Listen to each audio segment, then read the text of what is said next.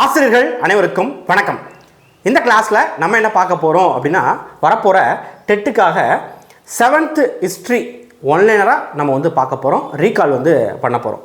இன்னும் நம்மளுக்கு வந்து எக்ஸாமுக்கு ஒரு 1 வீக் தான் வந்து டைம் வந்து இருக்குது. இந்த 1 வீக்கில் நீங்கள் படித்தா கூட உங்களால் என்ன பண்ண முடியும் அப்படின்னா, டெட் வந்து நல்ல மார்க் வந்து ஸ்கோர் பண்ண முடியும். இதுக்கு முன்னால் நல்லா படிச்சிருந்தீங்க அப்படின்னா, இப்போ கரெக்டாக ரிவிஷன் பண்ணிங்க அப்படின்னா கண்டிப்பாக நல்ல மார்க் வந்து ஸ்கோர் பண்ணலாம். நீங்கள் இதுக்கு முன்னால் நல்லா படித்து இப்போ ஒழுங்காக நீங்கள் ரீகால் பண்ணலை அப்படின்னா மார்க் வந்து வாங்குறது கஷ்டம். சரியா? ஸோ இதுக்கு முன்னால் படிச்சக்கூடிய பலன் இப்போ நீங்கள் படிக்கிறதா இருக்குது. இந்த ஒரு வாரத்தில் நீங்கள் வந்து ரீகால் பண்ணுறதா இருக்குது. ஸோ நல்லா வந்து ரீகால் பண்ணுங்கள். நம்ம என்ன பண்ண போகிறோம் அப்படின்னா, 7th ஹிஸ்ட்ரியை வந்து பார்க்க போகிறோம். 7th ஹிஸ்ட்ரியை ஒன் ஷாட்டாக வந்து நம்ம வந்து பார்க்க போகிறோம். இந்த ஒரு வீடியோ தான். இந்த ஒரு வீடியோவில் முக்கியமான விஷயங்கள் எல்லாமே வந்து பார்த்துட போகிறோம். சரியா? ரைட். நல்லா கவனமாக காது கொடுத்து என்ன பண்ணுங்க அப்படின்னா கேளுங்க. அப்படின்னா தான் நம்மளுக்கு டெட் எக்ஸாமில் கேள்வி கேட்குறப்ப நம்மளுக்கு ஆன்சர் வந்து கரெக்டாக வந்து பண்ண முடியும். சரியா? ரைட். இப்போ 7th ஹிஸ்ட்ரியில் நம்ம டேர்மாக கொடுத்தது நான் மொத்தமாக வந்து 7th ஹிஸ்ட்ரினே வந்து கொடுத்துருப்பேன். முதல் பாடம் என்ன அப்படின்னா, இடைக்கால இந்திய வரலாற்று ஆதாரங்கள் அப்படிங்கிற ஒரு பாடம் வந்திருக்கும். இடைக்கால இந்திய வரலாற்று ஆதாரங்கள். இடைக்காலம் அப்படின்னா நம்ம இந்தியாவில் ஆட்சி பண்ணியிருப்பாங்க இல்லையா? இப்போ எக்ஸாம்பிளுக்கு முகல்ஸ் வந்து ஆட்சி பண்ணாங்க, டெல்லி சுல்தான்கள் ஆட்சி பண்ணாங்க, ஓகேவா? நம்ம இந்தியர்களே வந்து நம்ம இந்தியா வந்து ஆட்சி பண்ணாங்க. ஸோ அவங்கள பற்றின விஷயங்கள் இந்த பாடத்தில் வந்து கொடுத்துருப்பாங்க. சரியா? இது வந்து பாருங்கள், கிபி 700லேருந்து 1200 வரைக்கும் இந்த காலம் எவ்வாறு வந்து சொல்கிறாங்க. இந்த காலத்தை என்ன சொல்லுவாங்க அப்படின்னா, 700லேருந்து 1200 வரைக்கும் தொடக்க இடைக்கால இந்திய வரலாறு அப்படின்னு சொல்லுவாங்க. தொடக்க இடைக்கால இந்திய வரலாறு, அதாவது இடைக்காலம் அப்போ தான் ஸ்டார்ட் ஆகுது. எப்போ? கிபி 700லேருந்து 1200 வரைக்கும். சரியா? 1200 வாக்கில் தான் நம்மளுக்கு வந்து என்ன பண்ணியிருப்பாங்க அப்படின்னா, டெல்லி சுல்தான்கள் நம்ம இந்தியாவுக்குள்ளே வந்து வந்திருப்பாங்க. அதுக்கப்புறம் பின் இடைக்கால இந்திய வரலாறு பொறுத்த வரைக்கும் 1200லேருந்து 1700 வரைக்கும். 1200 டெல்லி சுல்தான்கள் ஆட்சி பண்ண ஆரம்பிச்சிருவாங்க. 1200க்கு அப்புறம் வந்து பார்த்தீங்கன்னா டெல்லி சுல்தான்களும் முகல்ஸும் வந்து ஆட்சி பண்ணுவாங்க. ஸோ அதை பற்றி தான் வந்து இதில் வந்து கொடுத்துருப்பாங்க. ஓகேவா? சரி, நம்ம அடுத்த கேள்விக்கு போகிறதுக்கு முன்னால் நம்ம இதையே வந்து பார்த்திங்க அப்படின்னா, இப்போ இந்த ஒன்லைனர் இருக்கு இல்லையா, இதையே ஒரு புக் மாதிரி நம்ம வந்து என்ன பண்ணியிருக்கோம் அப்படின்னா போட்டு வச்சுருக்கோம். ஸோ யாருக்காவது தேவைப்படுது அப்படின்னா நீங்கள் வந்து என்ன பண்ணிக்கலாம் அப்படின்னா வாங்கிக்கலாம். சரியா? சோஷியலுக்கு நம்மளுக்கு எல்லாமே வந்து பார்த்திங்கன்னா 6th-லேருந்து 10th வரைக்கும் நம்ம என்ன பண்ணியிருக்கோம் அப்படின்னா போட்டு வச்சுருக்கோம். ஸோ நம்ம இப்போ நீங்கள் இந்த கிளாஸை பார்த்தீங்க அப்படின்னா இதில் உள்ள கண்டென்ட் தான் நம்மளுக்கு வந்து இதில் வந்து கொடுத்துருப்போம். உங்களுக்கு வந்து படிக்கிறதுக்கு ரொம்ப யூஸ்ஃபுல்லாக இருக்கும்.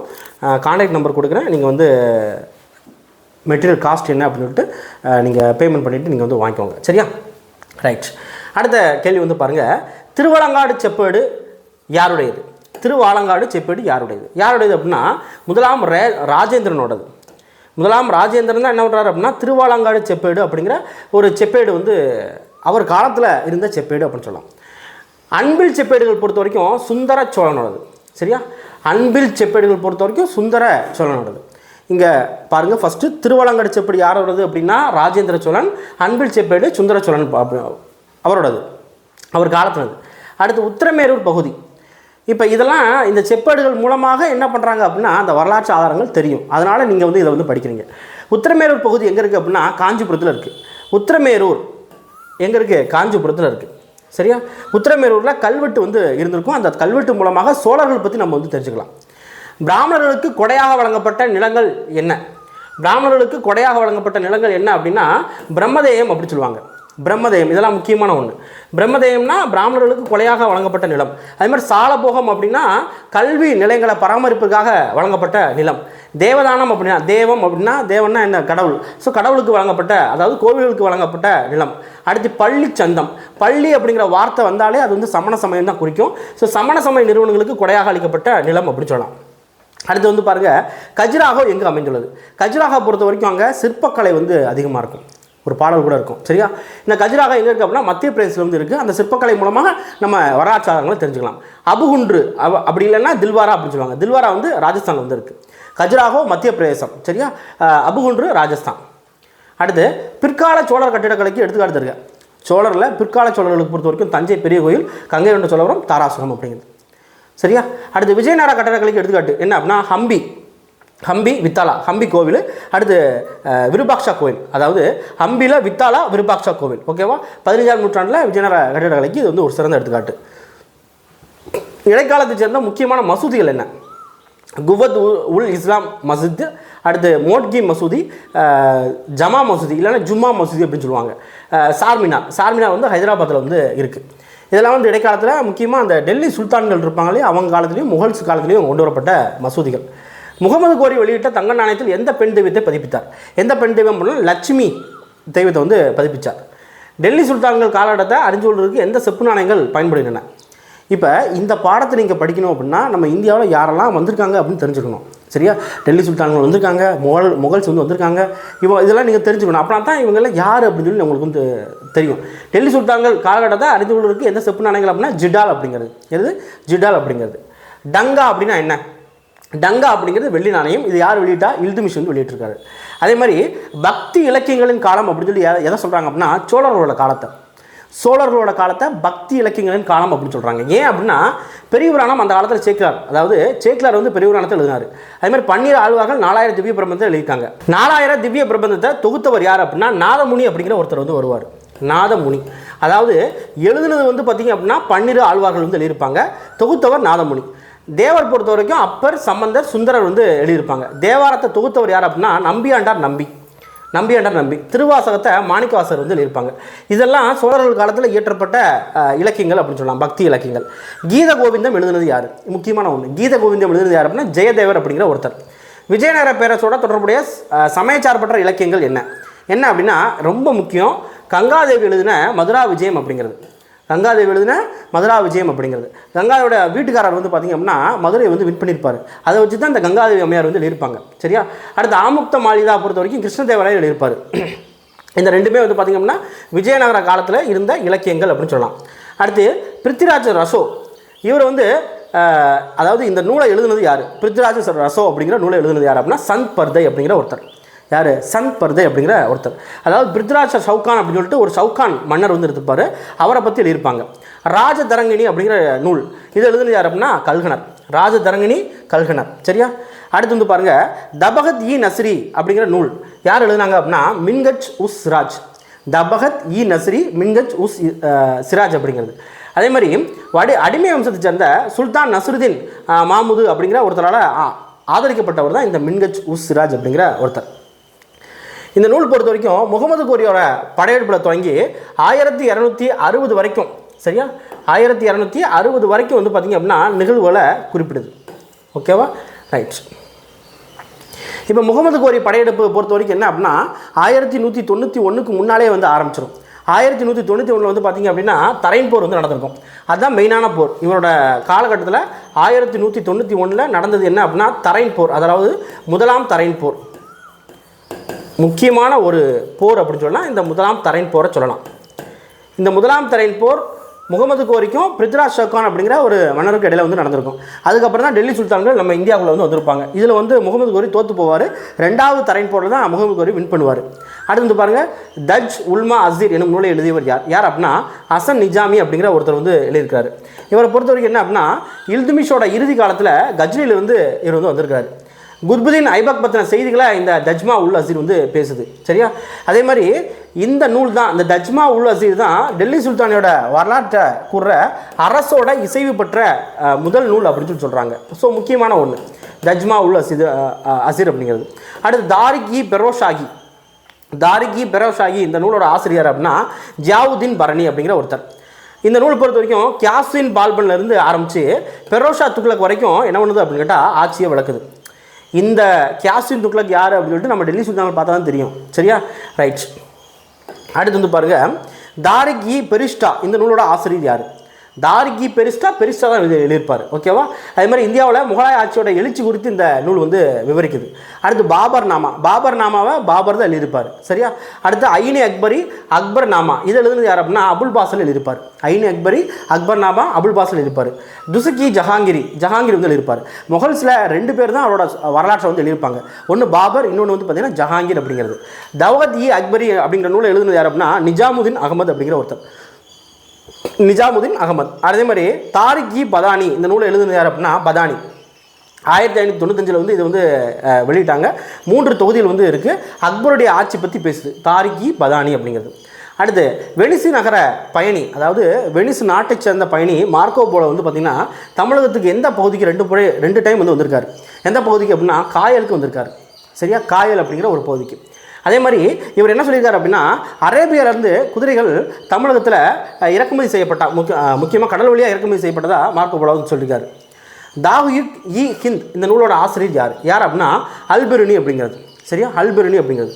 கஜ்னி மாமூதோட படையெடுப்போ அப்போ இவர் வந்து இந்தியாவுக்கு வந்து வந்தார். கஜ்னி மாமூது முகமது கோரிக்கு முன்னால் ஒரு பெரிய ஒரு நபர் இந்தியாவுக்கு வந்தார் அப்படின்னா இந்த கஜ்னி மாமூது சொல்லலாம். 10 ஆண்டுகள் இங்கே வந்து தங்கியிருந்தார். சமஸ்கிருத மொழியை வந்து இவர் வந்து கற்றுக்கிட்டார். இபன் பத்துதா எந்த நாட்டை சேர்ந்த பயணி? இபன் பத்துதாவை பொறுத்த வரைக்கும் மொராக்கோ நாட்டை சேர்ந்த பயணி, முக்கியமான ஒன்று. அதேமாதிரி இவர் வந்து என்ன பண்ணுறாரு அப்படின்னா இவரோட பயண நூல் என்ன அப்படின்னா ரிக்லா அப்படிங்கிறது. இது முக்கியம். பயண நூல் பொறுத்த வரைக்கும் ரிக்லா அப்படிங்கிறது. அதே மாதிரி எகிப்து இருக்கு இல்லையா, எகிப்து, இந்த எகிப்து வழியாக இந்தியாவோட வாணிகம் வந்து நடந்துச்சு அப்படின்னு சொல்கிறாரு. சதி ஒழிப்பு பற்றி இவர் வந்து பேசியிருக்கிறார்.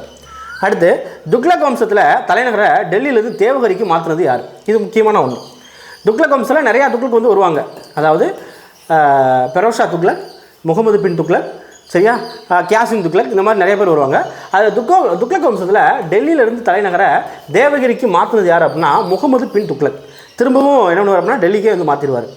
1420 விஜயநகர வருகை புரிந்த இத்தாலிய பயணி யார்? அதாவது 1420 விஜயநகருக்கு வருகை புரிந்த இத்தாலிய பயணி யார் அப்படின்னா நிக்கோலா கோண்டி. ஆசியாவில் ஹீரட் அப்படிங்கிற ஒரு நகரத்துலேருந்து விஜயநகருக்கு வருகை புரிந்தவர் யார்? அப்துல் ரசாக் அப்படிங்கிற ஒருத்தர். 1522 விஜயநகருக்கு வருகை புரிந்த போர்ச்சுகீசிய பயணி யார்? டோமிங்கோ பயஸ். இந்த பயணி எல்லாமே முக்கியமான ஒன்று. சரியா, அதாவது நிக்கோலா கோண்டி இத்தாலிய பயணி, அப்துல் ரசாக் பொறுத்த வரைக்கும் ஆசியாவில் ஹீரட்லேருந்து வந்திருக்காரு. போர்ச்சுகீசிய பயணி யார் அப்படின்னா டோமிங்கோ பயஸ். இவங்கெல்லாம் வந்து விஜயநகரத்துக்கு வருகை புரிந்த வெளிநாட்டை சேர்ந்த பயணிகள் அப்படி சொல்லலாம்.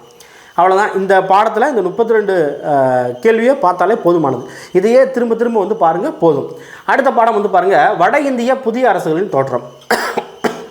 வட இந்திய புதிய அரசு, நம்ம இந்தியாவில் வட இந்தியாவில் அரசுகள் வந்து எப்படி உருவாச்சு அப்படிங்கிறது பாருங்கள். ராஜபுதனம் அப்படிங்கிற அந்த ராஜபுத் அப்படின்னு சொல்லுவாங்க. இதில் புகழ்பெற்ற பகுதி என்ன அப்படின்னா சித்தூர் அப்படிங்கிற ஒரு பகுதி. சரியா, சித்தூரில் ராணா, சரியா, ராணா, சித்தூரில் ராணா அப்படின்னா அந்த அரசர். ஓகேவா, சித்தூரோட ராணா மாலவத்தை வெற்றி கொண்டது நினைவாக எந்த வெற்றி தூண் வந்து சித்தூரில் நிறுவப்பட்டது? எந்த வெற்றி தூண் அப்படின்னா ஜெயஸ்தம்பா அப்படிங்கிற ஒரு வெற்றி தூண். ஜெயஸ்தம்பா அப்படிங்கிற வெற்றி தூண். இந்தியாவில் இஸ்லாமியரோட காலகட்டம் எப்போ தொடங்கியது அப்படின்னா 1200 காலகட்டத்தில் தொடங்குச்சு. அதாவது 1191 முதல் தரையின் போர், 1192 இரண்டாம் தரையின் போர். இந்த இரண்டாம் தரையின் போரில் தான் என்ன பண்ணுறாங்க அப்படின்னா முகமது கோரி உள்ளே வந்து வருவாங்க. முகமது கோரி உள்ளே வந்து வந்திருப்பாங்க. இந்த முகமது கோரி என்ன பண்ணுவார் அப்படின்னா இவரோட அடிமை அவர் பேர் என்ன அப்படின்னா குத்புதீன் ஐபக். சரியா, குத்புதீன் ஐபக். இவரை இந்தியாவோட பிரதிநிதியாக நியமனம் பண்ணிடுவார். முகமது கோரி திரும்ப அவரோட நாட்டுக்கு போகிறப்ப இறந்து போவார். அதனால் குத்புதீன் ஐபக் என்ன பண்ணுவார் அப்படின்னா டெல்லியில் என்ன பண்ணியிருப்பார் அப்படின்னு கேட்டால் அடிமை வம்ச ஆட்சியை தொடங்கிடுவார். அடிமை வம்ச ஆட்சியை, அதாவது டெல்லி சுல்தானிய ஆட்சியை தொடங்கிடுவார். அப்போலேருந்து தான் என்ன ஆகுது அப்படின்னா இந்த இஸ்லாமிய காலகட்டம் வந்து தொடங்கியிருக்கும். ராஜபுத் அப்படிங்கிற வேர்டு எந்த வேர்டுலேருந்து பெறப்பட்டது அப்படின்னா ஒரு சமஸ்கிருத வேர்டு, ரஜ்புத்ரா அப்படிங்கிற ஒரு சமஸ்கிருத வேர்டுலேருந்து பெறப்பட்டது. இதோட பொருள் என்ன அப்படின்னா அரச வம்சத்தோட வாரிசு அப்படிங்கிறது பொருள். அதுமாதிரி 647 கிபி 647 அர்ஷர் வந்து பார்த்திங்கன்னா இறந்து போவார். அதுக்கப்புறம் ராஜபுத்திர இனக்குழுக்கள் என்ன பண்ணுறாங்க அப்படின்னா சுதந்திர அரசுகளாக வந்து வந்துட்டாங்க. ராஜபுத்திர வம்சத்தில் 3 முக்கியமான குலங்கள் என்ன அப்படின்னா சூரியவம்சி, சந்திரவம்சி, அக்னிவம்சி. சூரியன், சந்திரன், அக்னி. ஓகேவா, அதே மாதிரி ராஜபுத்திர அரச குலங்களை பட்டியலிட்டவர் யார் அப்படின்னா ஜேம்ஸ் டாட் அப்படிங்கிற ஒருத்தர். யார்? ஜேம்ஸ் டாட் அப்படிங்கிற ஒருத்தர். இதில் 4 வந்து பார்த்திங்க அப்படின்னா நிறையா குலங்கள் வந்து இருக்குது. அதில் 4 சிறப்பு தொகுதி வந்து இருக்குது. யார்? பிரதிகாரர்கள், சவுகான்கள், சாளுக்கியர்கள், பரமாரர்கள். பிரதிகாரர்கள், சவுகான்கள், சாளுக்கியர்கள், பரமாரர்கள். முக்கியமாக சவுகான்கள் வந்து இங்கே மெயினாக வந்து வருவாங்க. இவங்க 4 பேருமே யார் அப்படின்னா அக்னிகுல தோன்றலாக வந்து இருப்பாங்க. நம்ம பார்த்தோமா சூரியன், சந்திரன், அக்னி அப்படின்னு பார்த்தோமா, அதில் அக்னியில் வந்து வருவாங்க. கூர்ஜர அரச வம்சத்தோட அடிக்கல் நாட்டியவர் யார் அப்படின்னா ஹரிச்சந்திரா. கூர்ஜர அரச வம்சம், ஹரிச்சந்திரா. பிரதிகார அரசர்கள் இருக்கா இல்லையா, இது பிரதிகாரர்கள் அப்படின்னு சொல்லி ஒரு குலம் வந்து இருக்கும். அதில் முதலாம் நாகப்பட்டர் என்ன பண்ணியிருப்பார் அப்படின்னா தன்னோட ஆட்சி பகுதியை குவாலியர் வரைக்கும் என்ன பண்ணியிருப்பார் அப்படின்னா விரிவுபடுத்தியிருப்பார். பால அரச வம்சத்தை உருவாக்குனது யார் அப்படின்னா கோபாலர். பால அரச வம்சம் கோபாலர். இவரோட மகன் யார் அப்படின்னா தர்மபாலர். அதே மாதிரி இவங்க காலத்தில் பௌத்தம் அப்படிங்கிறது, இந்த முக்கியமாக தர்மபாலர் காலத்தில் பௌத்தம் அப்படிங்கிறது நல்லா வந்து செழித்து வளர்ந்துருக்கும். விக்ரமசீலா மடாலயம் உருவாக்கியவர் யார்? இது முக்கியம். விக்ரமசீலா மடாலயம் உருவாக்கியது யார் அப்படின்னா தர்மபாலர். சரியா, அதே மாதிரி பௌத்தர்களுக்கு 5 கிராமங்களை கொடையாக வழங்கியவர் யார் அப்படின்னா தேவபாலர். சரியா, இவர் தர்மபாலரோட மகன் அப்படின்னு சொல்லலாம். அடுத்ததாக தர்மபாலர், தேவபாலர் இவரோட ஆட்சி காலம் வங்காள வரலாற்றோட சிறப்பு ஒளிரும் அத்தியாயங்கள் அப்படின்னு சொல்லி சொன்னது யார் அப்படின்னா மஜும்தார் சொல்கிறார். யார் சொல்கிறா? மஜும்தார் அப்படிங்கிற ஒருத்தர் வந்து சொல்கிறார். பால வம்சத்தோட மிகச்சிறந்த வலிமை மிக்க அரசர் யார் அப்படின்னா முதலாம் மகிபாலர் அப்படிங்கிற ஒருத்தர். ராஜபுத்திர அரச வம்சத்தை தோற்றுவித்தவர் இவர் யார் அப்படின்னா சிம்மராஜ். இது முக்கியம். நான் எதெல்லாம் முக்கியம்னு சொல்லணும் அதை வந்து நல்லா வந்து பார்த்துக்கோங்க. ராஜபுத்திர அரச வம்சத்தை தோற்றுவித்தவர் யார் அப்படின்னா சிம்மராஜ் அப்படிங்கிறது. சவுகான்கள் யாருக்கு கட்டுப்பட்ட குறுநில மன்னர்களாக இருந்தாங்க? யாருக்கு அப்படின்னா பிரதிகாரர்களுக்கு கட்டுப்பட்ட குறுநில மன்னர்களாக இருந்தாங்க. சவுகான்கள் வம்சாவளியோட கடைசி அரசர் யார்? பிருத்விராஜ் சவுகான். நான் சொன்னேன்னா 1192 இரண்டாம் தரையின் போர் நடக்கும். அதில் வந்து பார்த்திங்க அப்படின்னா இவர் வந்து தோற்று போவார். சரியா? 1191 முதல் தரையின் போர் நடக்கும். அதில் வந்து பார்த்திங்க அப்படின்னா இவர் வந்து ஜெயிச்சிருவார். ஆனால் முகமது கோரியை விட்டுருவார். சரி பொழைச்சிப்போ அப்படின்னு விட்டுருவார். அவர் பண்ண தப்பால் என்ன ஆயிரும்? 1192 வந்து பார்த்திங்கன்னா இரண்டாம் தரையின் போரில் இவரை கொன்றுவாங்க. யார் கொன்றா? முகமது கோரி கொன்றுவார். முதல் தரையின் போர் எப்போது நடைபெற்றது? 1191. நான் ஏற்கனவே சொன்னேன். இரண்டாம் தரையின் போர் எப்போது நடைபெற்றது? 1192 சொல்லிட்டேன். சரியா? ராஜஸ்தானி பாணியிலான ஓவியங்கள் எங்கே கிடைக்கின்றன? எங்கே அப்படின்னா பீகானில், ஜோத்பூரில், மேவாரில், ஜெய்சால்மரில். மெஜாரிட்டி இந்த ஏரியாலாம் ராஜஸ்தான் சைடு தான் இருக்கும். மான்சிங் அரண்மனை எங்கே உள்ளது? மான்சிங் அரண்மனையை பொறுத்த வரைக்கும் குவாலியரில் இருக்குது. குவாலியர் அப்படிங்கிற பிளேஸ். அதுமாதிரி ஆம்பூர் கோட்டையை பொறுத்த வரைக்கும் ஜெய்ப்பூரில் இருக்குது. பந்தேல்கண்ட் அப்படிங்கிற ஒரு பிளேஸ் வந்து இருக்குது. அந்த பந்தேல்கண்டில் கஜுராஹோ வளாகத்தில் கிட்டத்தட்ட ஒரு 30 கோவில்கள் இருந்திருக்கு. 16 இந்து மற்றும் சமண கோவில்கள் எங்கே இருந்துச்சு அப்படின்னா ஓசியான் அப்படிங்கிற ஒரு ஏரியாவில் வந்து இருந்துச்சு. ஜோத்பூர்லேருந்து கிட்டத்தட்ட 12 மைல் தொலைவில் வந்து இருக்குது. அபு குன்று. சரியா? அபு குன்று அப்படிங்கிறது இருக்குது. அங்கே வந்து பார்த்திங்க அப்படின்னா சமண கோவில் வந்து இருக்குது. அங்கே வெண்மை நிற சலவை கற்களால் கட்டப்பட்ட ஒரு கூடம் வந்து இருக்குது. சரியா? இஸ்லாம் எங்கே தோன்றியது? இஸ்லாம் பொறுத்த வரைக்கும் மெக்காவில் வந்து தோன்றியது. மெக்கா சவுதி அரேபியா இருக்கு இல்லையா? மெக்கா. தோற்றுவித்தவர் யார் அப்படின்னா முகமது நபிகள் நாயகம் அப்படிங்கிறது. கலிபத் அப்படின்னா என்ன? கலிபத் அப்படின்னா கலிபாக்கள் அப்படின்னு சொல்லுவாங்க. சரியா? கலீஃபா அதாவது இஸ்லாமிய அரசியல் ரீதியாகவும் மதம் ரீதியாகவும் தலைவராக வந்து இருப்பாங்க. ஒரே நபரால் ஆளப்படுவது. அதுதான் கலிபத், கலீஃபா அப்படின்னு கூட சொல்லலாம். கலீபா என்ற சொல்லின் பொருள் என்ன அப்படின்னா முகமது நபிகளோட பிரதிநிதி அப்படிங்கிறது. இந்தியா மேலே 17 முறை படையெடுப்பு நடத்தியவர் யார்? கஜினி மாமூது. 17 முறையும் படையெடுத்து நிறைய செல்வங்களை இந்தியாவில் வந்து கொள்ளையடிச்சு போயிருக்காரு. 997 1030 காலகட்டத்தில் 1001ஆம் ஆண்டில் ஜெயபாலர் தோற்கடிக்கிறாரு. 1008ஆம் ஆண்டில் ஆனந்தபாலர் தோற்கடிக்கிறாரு. 1011 நாகர்கோட், தானேஸ்வர் இந்த நகரங்களில் சூறையாடுறாரு. யார்? கஜினி மாமூது. முகமது கோரி ஆட்சி காலம் என்ன? 1149 1200 வரைக்கும். சரியா? 1175 வந்து பார்த்திங்கன்னா முல்தானை கைப்பற்றாரு. 1186 பஞ்சாப் வந்து கைப்பற்றுவார். ராஜபுத்திரர்களுக்கு அதிக இழப்பை ஏற்படுத்திய போர் என்ன? ராஜபுத்திரர்கள் இல்லாமல் போனது என்ன அப்படின்னா இரண்டாம் தரையின் போர் தான். முகமது கோரி இறந்த பின்னர் இந்தியாவில் உள்ள பகுதியிலே ஆட்சி செய்தவர் யார்? முகமது கோரி இறந்து நான் சொன்னேன் இல்லையா? வழியில் வந்து இறந்து போயிடுவார் போகிற வழியில். அப்போ குத்புதீன் ஐபக் வந்து அடிமை வம்ச ஆட்சியை வந்து தொடங்கியிருப்பார். டெல்லியோட முதல் சுல்தான் குத்புதீன் ஐபக். ஓகேவா? அடுத்தது பாருங்கள் அவுரங்கசீப். அவுரங்கசீப் அப்படிங்கிறது முகலாய ஒரு பேரரசர். அவுரங்கசீப்போட அவைக்கள வரலாற்று அறிஞராக காஃபி கான் அப்படிங்கிற ஒருத்தர் வந்து இருக்கார். அவர் வந்து ஒரு கூற்று வந்து சொல்கிறார். என்ன அப்படின்னா விசுவாசம் உள்ளவராக இருத்தல், லாப நோக்கமின்மை, ஆபத்துக்கு அஞ்சாமை, ஒருதலைபட்சமாக இல்லாதிருத்தல், இந்த மாதிரி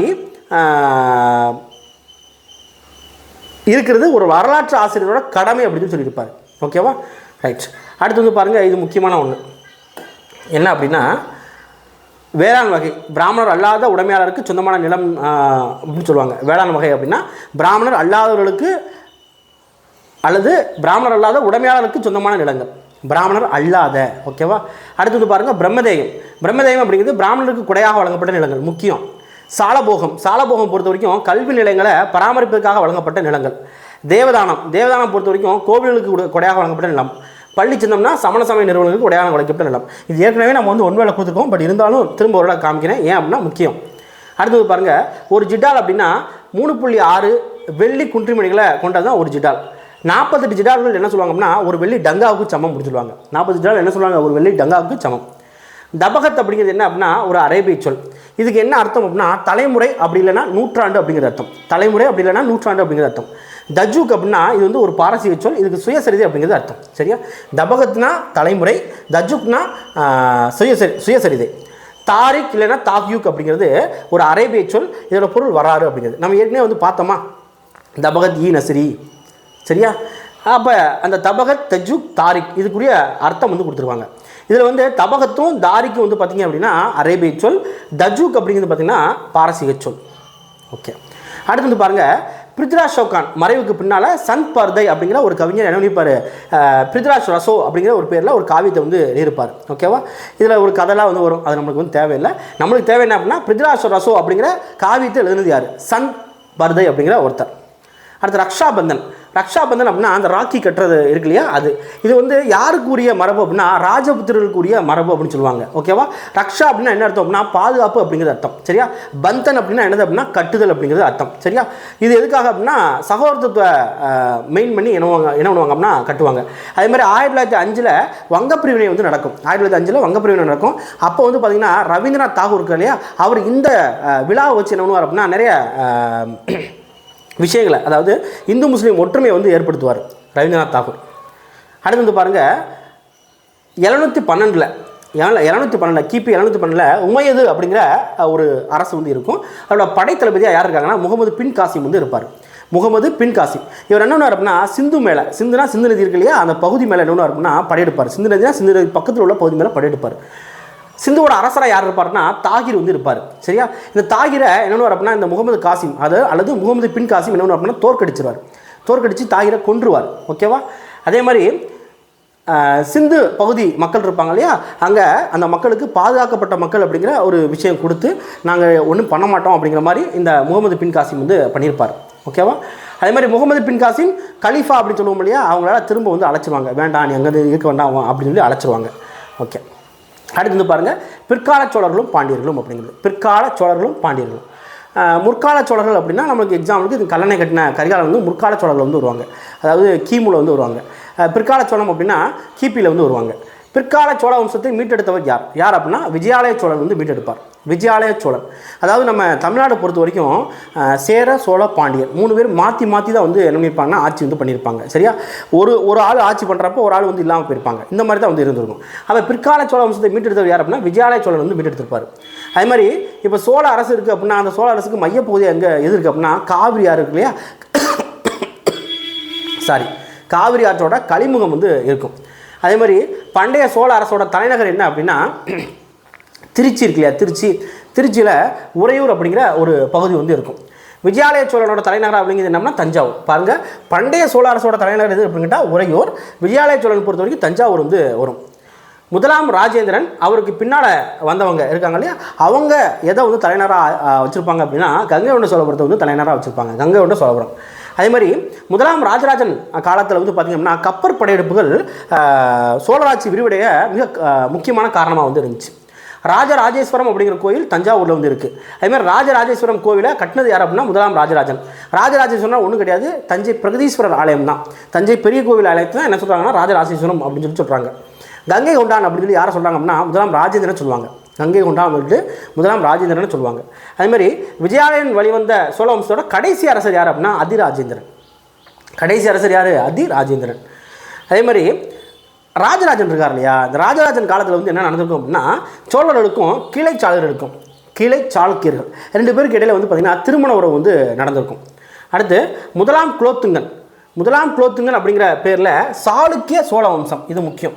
சாளுக்கிய சோழ வம்சத்தோட ஆட்சியை தொடங்கியது தெரியார் அப்படின்னா ராஜேந்திர சாளுக்கியன். சரியா, ரைட். அடுத்து வந்து பாருங்கள், 1279 3ஆம் ராஜேந்திர சோழன் வந்து இருப்பார். அவரை தோற்கடித்து தமிழகத்தில் பாண்டிய ஆட்சியை நிறுவனர் யார் அப்படின்னா குலசேகர பாண்டியன், அதாவது முதலாம் மாரவர்மன் குலசேகர பாண்டியன். சரியா, ஓகே. அடுத்து வந்து பாருங்கள், சோழ நிர்வாகத்தில் மூத்த மகன் எப்படி சொல்லுவாங்க அப்படின்னா யுவராஜன் அப்படின்னு சொல்லுவாங்க. மூத்த மகன் என்ன சொல்கிறாங்க அப்படின்னா யுவராஜன் அப்படின்னு சொல்லுவாங்க. அதுமாதிரி சோழ நிர்வாகத்தோட அமைப்போட மிகச்சிறிய அழகு என்ன அப்படின்னா கிராமம் அப்படிங்கிறது.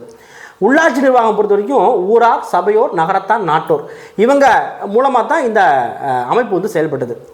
சோழர் நிர்வாகத்தில் வந்து பார்த்திங்கன்னா நில உடைமையாளர்களும் இருப்பாங்க, ஊரின் சார்பாக பேசுபவராகவும் இருந்தவங்க யார் அப்படின்னா ஊரார் அப்படிங்கிறவங்க. சரியா, உத்திரமேரூர் கிராமம் எந்த மாவட்டத்தில் வந்து இருக்குது, இது நம்ம ஏற்கனவே பார்த்தோம், காஞ்சிபுரம் மாவட்டத்தில் வந்து இருக்குது. அதேமாதிரி உத்திரமேரூர் கல்வெட்டு பொறுத்த வரைக்கும் என்ன அப்படின்னா சோழர்களை பற்றி பேசுது, முக்கியமாக சோழர்களோட குடும்பங்கள் அப்படிங்கிற ஒரு விஷயத்தை வந்து பேசுது. கிட்டத்தட்ட 30 குடும்பங்கள் சோழர்கள் காலத்தில் இருந்ததாக பேசுது. உத்திரமேரூர் கல்வெட்டு அடிப்படையில் இது முழுக்க உத்திரமேரூர் கல்வெட்டு எதை பற்றி பேசும் அப்படின்னா உள்ளாட்சி பற்றி பேசும், அதாவது குடவோலை முறை பற்றி பேசும். எதை பற்றி பேசும், குடவோலை முறை பற்றி பேசும். சரியா, ரொம்ப முக்கியமான ஒன்று. அதுமாதிரி உத்திரமேரூர் கல்வெட்டு அடிப்படையில் 35லேருந்து 70 வயதுக்குள்ளே இருக்கிறவங்க தான் என்ன பண்ண முடியும் அப்படின்னா தேர்தலில் போட்டி போட முடியும். ஊருக்கு அந்த உறுப்பினர்கள் சொல்லுவாங்க, அந்த தேர்தலில் போட்டி போட முடியும். காணி கடன் அப்படின்னா சோழ அரசில் என்ன சொல்லுவாங்க அப்படின்னா நிலவரி அப்படின்னு சொல்லுவாங்க. நிலவரி அப்படிங்கிறது. அதே மாதிரி பள்ளிச்சந்தம், இது நம்ம ஏற்கனவே பார்த்தோம், வேண்டாம்.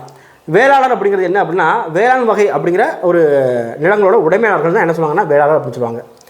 வேளாளரில் உழுகுடி அப்படிங்கிற ஒரு பிரிவினர் வந்து இருக்காங்க, ஒரு பிரிவினர் வந்து இருக்காங்க. அவங்க என்ன அப்படின்னா நிலத்தோட உடைமையாளராக இருந்திருப்பாங்க. மேல்வாரம் கீழ்வாரம். மேல்வாரம் அப்படின்னா விளைச்சலோட பெரிய பகுதி, கீழ்வாரம் அப்படின்னா விளைச்சலோட சின்ன பகுதி. சரியா? சோழர் ஆட்சியில் கீழ்நிலையில் யார் இருந்தாங்க அப்படின்னா அடிமையும் பணிசெய் மக்களும் இருந்தாங்க. அடிமை பணிசெய் மக்கள். அதுமாதிரி சோழர் ஆட்சி பகுதியில் ஊர் வாய்க்கால் அப்படிங்கிறது எல்லாருக்கும் பொதுவான வாய்க்காலை வந்து இருந்துச்சு. நம்பியாண்டார் நம்பி என்ன பண்ணியிருக்காரு அப்படின்னா அந்த திருமுறைகள் அப்படின்னு சொல்லி இருக்கும், 12 திருமுறைகள் வந்து இருக்கும், அதை வந்து தொகுத்திருப்பார். எண்ணாயிரம் அப்படிங்கிற கிராமத்தில் ஒரு வேத கல்லூரியை நிறுவனம் யார் அப்படின்னா முதலாம் ராஜேந்திரன். முக்கியமான ஒன்று, எண்ணாயிரம் அப்படிங்கிற ஒரு ஏரியாவில் முதலாம் ராஜேந்திரன் என்ன பண்ணியிருக்காரு, வேத கல்லூரியை நிறுவியிருக்காரு. பெரிய புராணமும் கம்பராமாயணமும் சோழர் காலத்தில் வந்து உருவாக்கப்பட்டது தான். திருப்புவனை திருமுக்கூடல் வேத கல்லூரிகள் வந்து பார்த்திங்க அப்படின்னா நிறுவப்பட்டிருக்குது. சரியா? எப்போது நிறுவப்பட்டது அப்படின்னா திருப்புவனையில் 1048லையும் திருமுக்கூடலில் 1067 நிறுவப்பட்டது. சோழர் காலத்தில் இருந்த வணிக குழுக்கள் என்ன சொல்லுவாங்க அப்படின்னா 5 வண்ணத்தார் மணிகிராமத்தார். என்ன சொல்லுவாங்க? 5 வண்ணத்தார் மணிகிராமத்தார். இது முக்கியம். இது வந்து சோழர்கள் காலத்தில் இருந்த வணிக குழுக்கள் அப்படின்னு சொல்லலாம். 5 வண்ணத்தார் என்ன பண்ணுவாங்க அப்படின்னு கேட்டால் இதில் யாரெல்லாம் இருப்பாங்கன்னா மேற்கு ஆசியர்கள், அராபியர்கள், யூதர்கள், கிறிஸ்தவர்கள், இஸ்லாமியர்கள் வந்து இருப்பாங்க. இது வந்து வெளிநாட்டுக்கு போய் என்ன பண்ணுவாங்க அப்படின்னா பிஸ்னஸ் வந்து பண்ணுவாங்க. இதுவே உள்நாட்டு வாணிகத்தில் ரொம்ப தீவிரமாக ஈடுபட்டவங்க தான் யார் அப்படின்னா மணிகிராமத்தார் அப்படி சொல்லுவாங்க. அதே மாதிரி 500வர் திசை 1500வர் அப்படிங்கிற டீம் வந்து இருந்துச்சு. 500வர் தனி, திசை 1500வர் தனி. இது வந்து பார்த்திங்க அப்படின்னா இந்த ரெண்டுமே வந்து பார்த்திங்கன்னா பிஸ்னஸ் பண்ணுறதுக்காக தான் உருவாக்கியிருக்காங்க. இந்த ரெண்டுமே கர்நாடகாவில் ஐகோல் அப்படிங்கிற இடத்துல ஒரு தலைமையிடம் இருக்குது. அங்கேருந்து டெசிஷன்லாம் வந்து எடுத்து சொல்கிறாங்க, அதை கேட்குறாங்க இவங்க. கொர்க்கை பொறுத்த வரைக்கும் என்ன அப்படின்னா முத்துக்குளித்தலோடு தொடர்புடைய ஒரு நகரமாக வந்து இருக்குது. கொர்க்கை பாண்டிய அரசில் வந்து வரும். அதே மாதிரி கடுங்கோன் இருக்கார் இல்லையா, கடுங்கோன் என்ன பண்ணுறாரு அப்படின்னா களப்பிரர்கள்ட்டிருந்து பாண்டியர்களோட பகுதியில் மீட்டெடுத்தவர். சரியா? அப்போ களப்பிரர்கள்ட்டிருந்து பாண்டிய பகுதியில் மீட்டெடுத்தவர் யார் அப்படின்னா கடுங்கோன் அப்படின்னு சொல்லலாம். பல்லவ அரசர்கள் முதலாம் மகேந்திரவர்மன், முதலாம் நரசிம்மவர்மன், இவங்களோட சமகாலத்திய பாண்டிய அரசர் யார் அப்படின்னா அரிகேசரி மாரவர்மன். யார்? அரிகேசரி மாரவர்மன். அதே மாதிரி அரிகேசரி மாரவர்மன்னா என்ன சொல்கிறாங்க அப்படின்னா கூன்பாண்டியன் அப்படின்னு சொல்கிறாங்க. கூன்பாண்டியன் யார் அப்படின்னா சமணர்களை துன்புறுத்தியவர் அப்படின்னு சொல்லலாம். அரிகேசரி மாரவர்மனை சமண மதத்திலிருந்து சைவத்திற்கு மாற்றியவர் யார் அப்படின்னா திருஞான சம்பந்தர். சரியா? அரிகேசரியை சமண மதத்திலிருந்து சைவத்துக்கு மாற்றியவர் யார்? திருஞான சம்பந்தர். அதே மாதிரி இது முக்கியம், வேள்விக்குடி செப்பேடுகளின் கொடையாளி. வேள்விக்குடி செப்பேடுகளின் கொடையாளி யார் அப்படின்னா சடில பராந்தக நெடுஞ்சடையன் அல்லது முதலாம் வரகுணன் அப்படின்னு சொல்லலாம். அடுத்து வந்து பாருங்கள், முதலாம் பராந்தகன் பொறுத்த வரைக்கும் என்ன அப்படின்னா ராஜசிம்மனை தோற்கடித்தார். அதாவது பாண்டிய அரசன் 2ஆம் ராஜசிம்மன் முதலாம் பராந்தகன்கிட்ட தோற்று நாட்டை விட்டு வெளியேறியிருப்பார் 2ஆம் ராஜசிம்மன். சரியா? அடுத்த பாண்டியர்களோட முக்கியமான துறைமுகம் என்ன அப்படின்னா காயல் அப்படிங்கிறது. பாண்டியர்களோட முக்கியமான துறைமுகம் காயல். பாண்டியர்களோட தலைநகரம் மதுரை. நம்மளுக்கு தெரியும், சோழர்களுக்கு தஞ்சாவூர் வந்து வரும். அதுமாதிரி பாண்டியர்களுக்கு வந்து பார்த்திங்க அப்படின்னா மதுரை அப்படிங்கிறது வரும். அதுமாதிரி சேரர்களுக்கு வஞ்சி இல்லைன்னா கரூர் வந்து வரும். சரியா? அடுத்து வெனிஸ் நாட்டை சேர்ந்த புகழ்பெற்ற பயணி அவர் யார் அப்படின்னா மார்க்கோ போலோ. இந்த மார்க்கோ போலோ என்ன பண்ணியிருக்காரு அப்படின்னா காயல் அப்படிங்கிற நகரத்துக்கு 2 டைம் வந்து வருகை தந்திருக்காரு. எத்தனை டைம்? 2 டைம். மார்க்கோ போலோ என்ன சொல்கிறார் அப்படின்னா பாண்டிய அரசு செல்வச் செழிப்பு மிக்க உலகிலேயே மிக அற்புதமான பகுதி அப்படின்னு சொல்லிட்டு புகழாரம் சொல்லியிருக்காரு. சடையவர்மன் சுந்தரபாண்டியன் அப்படிங்கிற ஒரு பாண்டிய மன்னன் வந்து இருக்கார். இவரோட ஆட்சி காலத்தில் ஆந்திராவில் நெல்லூர் வரைக்கும் இவரோட ஆட்சி வந்து பரவி இருந்தது. அடுத்தது பாருங்கள், கண்ணனூர் போர். கண்ணனூர் போர் அப்படிங்கிற ஒரு போர் வந்து நடக்குது. அந்த கண்ணனூர் போரில் வெற்றி பெற்றவர் யார் அப்படின்னா சுந்தரபாண்டியன். சரியா? ரைட். அதே மாதிரி இந்த சுந்தரபாண்டியன் ஆட்சியில் கூட்டு அரசர்களாக ஆட்சி புரிந்த 2 பேர் யார் அப்படின்னா விக்ரமபாண்டியனும் வீரபாண்டியனும். சரியா? விக்ரமபாண்டியனும் வீரபாண்டியனும் யார் அப்படின்னா இவங்களோட பையங்களாக தான் இருக்கும். அதுமாதிரி இவங்களுக்குள்ள பிரச்சனை வந்து நடந்துடும். அப்போ வாரிசுரிமை போர் வந்து நடந்துடும். சரியா? கூடல் அப்படின்னா மதுரை வந்து குறிக்கும். அதுமாதிரி கூடல் கோன் கூடல் காவலன் அப்படின்னு சொல்லிட்டு பாண்டிய மன்னர்களை சொல்லுவாங்க. அதே மாதிரி பாண்டிய மன்னர்களோட ஆதிக்கம் ஓங்கி இருந்ததுக்கான காரணம் என்ன அப்படின்னா அவங்களோட குதிரைப்படை. பிராமணரோட குடியிருப்பு என்ன சொல்லுவாங்கன்னா மங்களம் இல்லைன்னா சதுர்வேதி மங்கலம் அப்படின்னு சொல்லுவாங்க. மங்களம் இல்லைன்னா சதுர்வேதி மங்கலம். மனு சாஸ்திரத்தின் அடிப்படையில் ஆட்சி சொல்கிறது யார் அப்படின்னா பாண்டிய அரசர்கள் சொல்லியிருப்பாங்க. மனு சாஸ்திரத்தின் அடிப்படையில் பாண்டியர்கள் ஆட்சியில் நிலத்தின் உடைமையாளர் என்ன சொல்லுவாங்க அப்படின்னா பூமி புத்திரர், அப்படி இல்லைன்னா வேளாளர் அப்படின்னு சொல்லுவாங்க. பிரதம மந்திரியாக உத்தர மந்திரின்னு சொல்கிறாங்க. அதுமாதிரி பாண்டியர்களோட அரசு செயலகம் எழுத்து மண்டபம் அப்படின்னு சொல்லுவாங்க.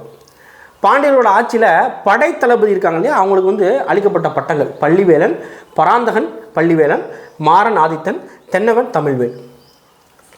அதே மாதிரி மானூர் கல்வெட்டு. இந்த மானூர் கல்வெட்டு பொறுத்த வரைக்கும் திருநெல்வேலி மாவட்டத்தில் வந்து கிடச்சிருக்கு.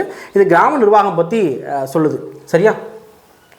காயல் அப்படிங்கிற ஒரு துறைமுகம் இருக்குது. இந்த துறைமுகத்தில் மாலிக் உல் இஸ்லாம் ஜமாலுதீன் அப்படிங்கிற ஒரு அராபிய வணிகரோட வணிக நிறுவனம் வந்து செயல்பட்டுருக்கு. குதிரை செட்டி அப்படின்னா குதிரை வணிகத்தில் ஈடுபட்டவங்களுக்கு தான் குதிரை செட்டி அப்படின்னு சொல்லியிருக்காங்க. காயல்பட்டினம் துறைமுகம் எங்கே இருக்குது அப்படின்னா தூத்துக்குடியில் இருக்குது. காயல்பட்டினம் துறைமுகம் எங்கே இருக்குது? தூத்துக்குடியில் வந்து இருக்குது.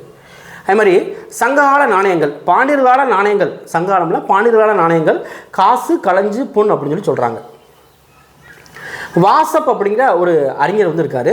இவர் என்ன பண்ணியிருக்காரு அப்படின்னா பாண்டியர்கள் காலத்தை சேர்ந்த குதிரை வாணிகம் பற்றி இவர் வந்து பேசியிருக்காரு. ஒரு குதிரையோட சராசரி விலை 200 தினார்களாக வந்து இருந்திருக்கு. எவ்வளோ? 200 தினார்கள் அப்படின்னு சொல்லி இருந்திருக்கு. இதை சொன்னது யார் அப்படின்னா வாசப். அடுத்து டெல்லி சுல்தான்கள். ஸோ டெல்லி சுல்தான்கள் பொறுத்த வரைக்கும் என்ன அப்படின்னா தரைன் போர் வந்து ஆரம்பிக்கும். இந்தியாவில் முஸ்லீம்கள் ஆட்சி அறிமுகம் பண்ணவர் யார் அப்படின்னா முகமது கோரி. சரியா? இராணுவ பணிக்காக வாங்கப்பட்ட அடிமைகளை குறிக்கும் பாரசீக சொல் என்ன அப்படின்னா பண்டகன். பண்டகன்னா அடிமை வந்து குறிக்கும் அப்படிங்கிறத மைண்டில் வந்து வச்சுக்கோங்க. அதே மாதிரி இந்தியாவில் வந்து துருக்கிய பகுதிகளுக்கு அரசராக குத்புதீன் ஐபக் எப்போது அறிவிச்சுக்கிறார் அப்படின்னா, அதாவது குத்புதீன் ஐபக் ஆட்சி பண்ண ஆரம்பித்தது எப்போ அப்படின்னு சொல்லி கேட்பாங்க. குத்புதீன் ஐபக் ஆட்சி பண்ண ஆரம்பித்தது எப்போ அப்படின்னா 1206. 1206. இதுக்கு காரணம் யார்? முகமது கோரி. முகமது கோரி என்ன பண்ணார்? முகமது கோரி பொறுத்த வரைக்கும் என்ன பண்ணுறாரு அப்படின்னா 2ஆம் தரைன் போரில் வின் பண்ணுறாரு. 2ஆம் தரைன் போரில் வின் பண்ணுறாரு. யாரை வின் பண்ணுறாரு? பிருத்விராஜ் சவுகானை வின் பண்ணுறாரு. வின் பண்ணி நம்ம இந்தியாவை வந்து பிடிச்சிட்டாரு. ஸோ இங்கே உள்ள பகுதிகளுக்கு ஒரு தலைவராக ஆளுநராக யாரை நியமனம் செய்கிறார் அப்படின்னா இந்த குத்புதீன் ஐபக்கை நியமனம் செய்வார். அவர் வந்து போகிற வழியில் இறந்து போகிறாரு. அதனால் இவர் வந்து என்ன பண்ணிக்கிறார் அப்படின்னா அரசராக அறிவிச்சுக்கிட்டார், சுல்தானாக அறிவிச்சுக்கிட்டார். அப்படி தான் இந்த மம்லுக் வம்சம் அப்படிங்கிறது வரும். மொத்தம் அடிமை வம்சம் இது நல்லா வந்து பார்த்துக்கோங்க. அடிமை, கில்ஜி,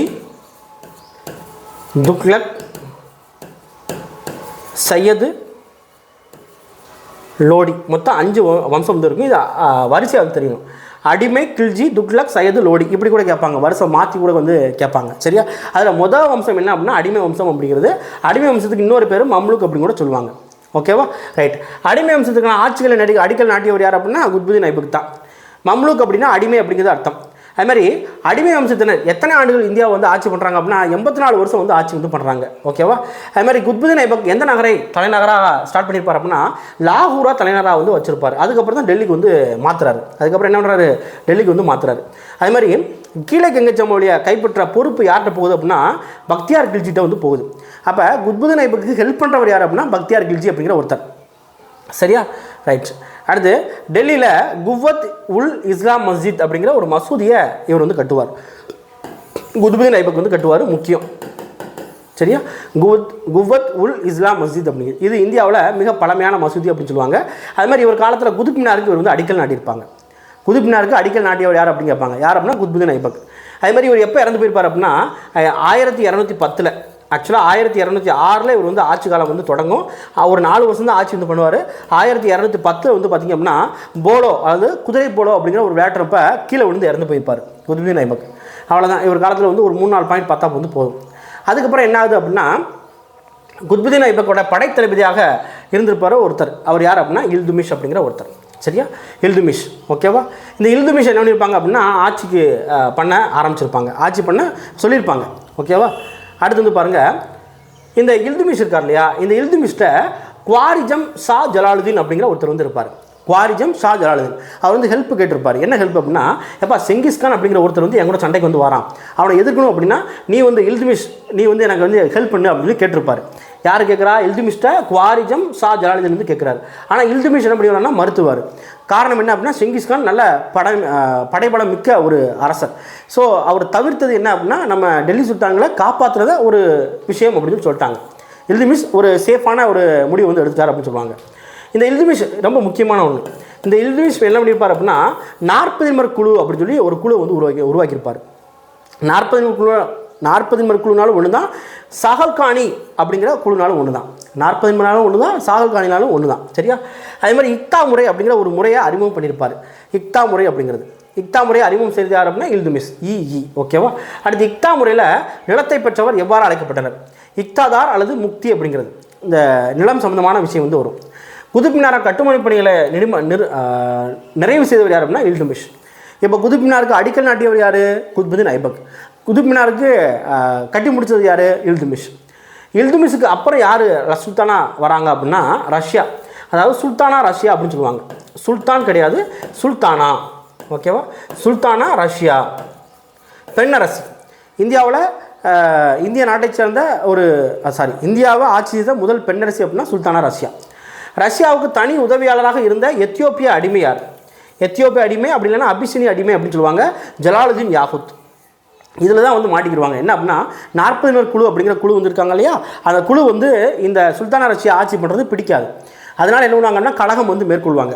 கலகம் மேற்கொண்டு அதுவும் இல்லாமல் இந்த ரஷ்யாவுக்கு வந்து பார்த்திங்கன்னா ஜலாலுதீன் யாகுத்தை வந்து இவங்க வந்து ஒரு அடிமை, அதாவது இவங்கெல்லாம் மேல்தட்டு அடிமை, இவங்க கீழ்த்தட்டு அடிமை. கீழ்த்தட்டு அடிமையை நீ வந்து ஏன் பக்கத்தில் வச்சிருக்க அப்படின்ட்டு இந்த 40 நிமிட குழு வந்து சண்டை வந்து போடுவாங்க. அதன் அடிப்படையில் இந்த ரஷ்யா வந்து என்ன பண்ணுவாங்க அப்படின்னா லாஸ்ட்டில் கொலை பண்ணிடுவாங்க. ஓகேவா? சுல்தானா ரஷ்யாவை கொலை பண்ணிடுவாங்க. 40 நிமிட குழுவை ஒழித்தவர் யார்? இப்போ இந்த 40 நிமிட குழு தான் பெரிய பிரச்சனை வந்து இருக்குது. அப்போ அதுக்கப்புறம் ஆட்சிக்கு வர்ற பால்பன் வந்து ஒழிச்சிருவார். அதாவது இப்போ வந்து பாருங்கள், அடிமை வம்சத்தில் யாரெல்லாம் வராங்க அப்படின்னா குத்புதீன் ஐபக் வந்து வருவார். குத்புதீன் ஐபக் வராரு. அதுக்கப்புறம் யார் வராங்க அப்படின்னா இல்துமிஷ் வராரு. அதுக்கப்புறம் யார் வரா? சுல்தானா ரஷ்யா வந்து வராங்க. அதுக்கப்புறம் யார் வராங்கன்னா இந்த பால்பன் வந்து வருவார். இந்த பால்பன் என்ன பண்ணுவார் அப்படின்னா இல்துமிஷ் ஆரம்பித்து வச்ச இந்த 40 நிமிட குழு இருக்கு இல்லையா, சாகல்கானி முறை அப்படிங்கிறது, அதை இவர் வந்து தூக்கிடுறாரு. இவங்க தான் நம்மளுக்கு வந்து பிரச்சனை காரணம் அப்படின்னு தூக்கிடுவார். அது மாதிரி இவர் தான் என்ன பண்ணியிருப்பாருன்னா ஒற்றர் துறை அப்படிங்கிற ஒரு துறையை வந்து ஆரம்பிச்சிருப்பார். ஒற்றத்துறை அப்படிங்கிற ஒரு துறையை வந்து ஆரம்பிச்சிருப்பார். அது மாதிரி சின்ன நபராக இருந்து பெரிய ஆனவர் தான் இந்த பால்பன். பால்பனுக்கு எதிராக கலகம் செய்ததால் கொல்லப்பட்ட ஆளுநர் யார் அப்படின்னா துக்ரில் கான். இந்த துக்ரில் கானை பால்பன் தான் வந்து விருப்பப்பட்டு வங்காளத்துக்கு வந்து ஆளுநராக நியமனம் பண்ணியிருப்பாங்க.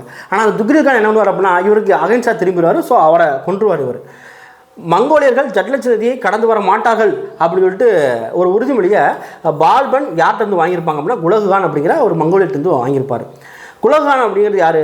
ஈரானோட மங்கோலிய வைசிராய் செங்கிஸ்கானோட பேரன். சரியா? பால்பன் என்ன பண்ணார் அப்படின்னா நிறையா கோட்டைகள் வந்து எழுப்பியிருப்பார். அதுமாதிரி புகழ்பெற்ற பாரசீக கவிஞர் அமீர் குஸ்ருவை ஆதரித்தவர் யார் அப்படின்னா பால்பன். சரியா? அடுத்து இந்த பால்பனோட என்ன முடிஞ்சு போகும் அப்படின்னா இந்த அடிமை வம்சம் முடிஞ்சு போகும், அல்லது மம்லுக் வம்சம் முடிஞ்சு போகும்.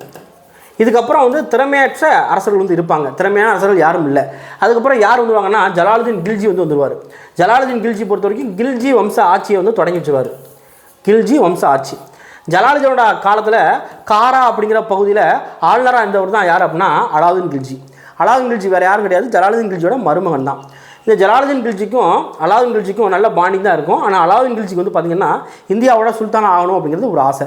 அதனால் ஜலாலுதீன் கில்ஜியை அவர் வந்து கொன்றுவார். சரியா? தேவகிரி அரசர், அதாவது தேவகிரியோட யாதவ் அரசர் ராமச்சந்திரா அப்படிங்கிற ஒருத்தர் வந்து இருப்பார். அவரை அலாவுதீன் கில்ஜி தோற்கடிச்சிருவார். சரியா? யார் தோற்கடிக்கிறா? அலாவுதீன் கில்ஜி தோற்கடிச்சிருவார்.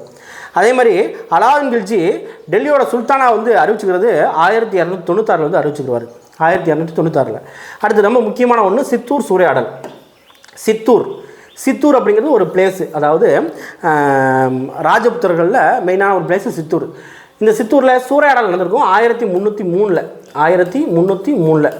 சித்தூரில் அலாவுதீன் படைகளால் தோற்கடிக்கப்பட்டு விடுவோம் அப்படின்னு சொல்லி நினச்சி என்ன பண்ணுவாங்க அப்படின்னா ஜவுகர் அப்படிங்கிற ஒரு முனைப்படி என்ன நினைப்பாங்க அப்படின்னு கேட்டால் அங்கே உள்ள பெண்கள் தன்னைத்தானே எரிச்சுக்கிடுவாங்க. சரியா? நிரந்தர வரி, வேளாண் நிலங்களுக்கு நிரந்தர வரி விதித்தவர் யார் அப்படின்னா அலாவுதீன் கில்ஜி. கட்டாய உணவு தானிய கொள்முதல் முறையை அறிமுகம் செய்கிறார். ரொம்ப மெயினான ஒன்று, கட்டாய உணவு தானிய கொள்முதல் முறை. அடுத்து துக்ளக் அரசவம்சத்தோட ஆட்சிக்கு அடிக்கல் நாட்டியவர் யார் அப்படின்னா கியாசுதீன் துக்ளக். இப்போ வந்து பாருங்கள், கில்ஜியில் வந்து 2 கில்ஜி தான் வந்து வந்திருப்பாங்க. யார் அப்படின்னா ஒன்று ஜலாலுதீன் கில்ஜி. சரியா? ஒன்று ஜலாலுதீன் கில்ஜி, இன்னொன்று அலாவுதீன் கில்ஜி. அதுக்கப்புறம் துக்ளக் வந்து வந்துடுவாங்க. துக்ளக் பொறுத்தவரைக்கும் கியாசுதீன் துக்ளக் வந்து ஆரம்பிச்சு வச்சிருப்பார். கியாசுதீன் துக்ளக்கு அப்புறம் யார் வருவாங்க அப்படின்னா முகமது பின் துக்ளக் வந்து வருவார். முகமது பின் துக்ளக்கோட பேர் என்ன அப்படின்னா ஜானாகான் அப்படிங்கிறது. இந்த முகமது பின் துக்ளக் நிறையா முட்டாள்தனமான வேலைகள் வந்து பார்ப்பார். முக்கியமாக துக்லகாபாத் அப்படிங்கிற ஒரு நகரத்தை வந்து இவர் வந்து நிர்வகிக்கல, அதாவது முகமது பின் துக்ளக் நிர்வகிக்கல. யார் அப்படின்னா கியாசுதீன் துக்ளக் இந்த நகரை நிர்மாணித்தல் அப்படின்னா உருவாக்குறது. சரியா? ஜானாகான் அப்படிங்கிற பேரில் அரியணை ஏறுவது யார் அப்படின்னா முகமது பின் துக்ளக். ஓகேவா? ரைட். இந்த முகமது பின் துக்ளக் தான் என்ன பண்ணியிருப்பார் அப்படின்னு கேட்டால் தேவகிரியோட பேரை தௌலதாபாத் அப்படின்னு சொல்லி மாற்றிருப்பார். தேவகிரி அப்படிங்கிறது மகாராஷ்டிராவில் இருக்கிற ஒரு பிளேஸ். அந்த பிளேஸோட பேரை தௌலதாபாத் அப்படின்னு சொல்லி மாற்றிருப்பார். அதுமாதிரி டெல்லியிலேருந்து தலைநகராக தௌலதாபாத்துக்கு மாற்றிருப்பார். திரும்பவும் டெல்லிக்கு வந்து மாற்றிருப்பார். யார்? முகமது பின் துக்ளக். முகமது பின் துக்ளக்னா அந்த முட்டாள்தனமான விஷயங்கள்லாம் வந்து பண்ணியிருப்பார். ரைட். அடுத்து இபன் பதுதா அப்படிங்கிற ஒரு அறிஞர் வந்து இருக்கார். அப்போ டெல்லியை வந்து பார்க்குறாரு. டெல்லியை பார்த்துட்டு ஏன்னா அங்கேருந்து எங்கே போகணும் அப்படின்னா கேட்டால் தேவகிரிக்கு வந்து போகணும். அப்போ டெல்லி வந்து பார்க்குறப்ப டெல்லி வந்து ரொம்ப எம்டியாக வந்துருக்கு. அப்போ சொல்லியிருக்காரு காலியாக கைவிடப்பட்டதாக ஆனால் குறைந்த அளவு மக்களுடன் இருந்தது அப்படின்னு சொல்லிட்டு இபன் பதுதா சொல்லியிருக்காரு. யாரை பற்றி சொல்லியிருக்காங்க? முகமது பின் துக்ளக் இருக்காங்க இல்லையா, அவங்க டெல்லியிலேருந்து எங்கே தௌலதாபாத்துக்கு போனதுக்கப்புறம் இருக்கு இல்லையா, அந்த டைமில் சொல்லியிருக்காங்க அந்த பிளேஸை பார்த்து. இபன் பதுதா எந்த நாட்டை சேர்ந்த பயணி அப்படின்னா மொராக்கோ நாட்டை சேர்ந்த பயணி. இபன் பதுதா மொராக்கோ நாட்டை சேர்ந்த பயணி. அதேமாதிரி முகமது பின் துக்ளக் காலத்தில் நிலவரி அப்படிங்கிறது பணமாக வசூலிக்கப்படணும் அப்படின்னு சொல்லிட்டு இவர் தான் வந்து அறிவித்தார்.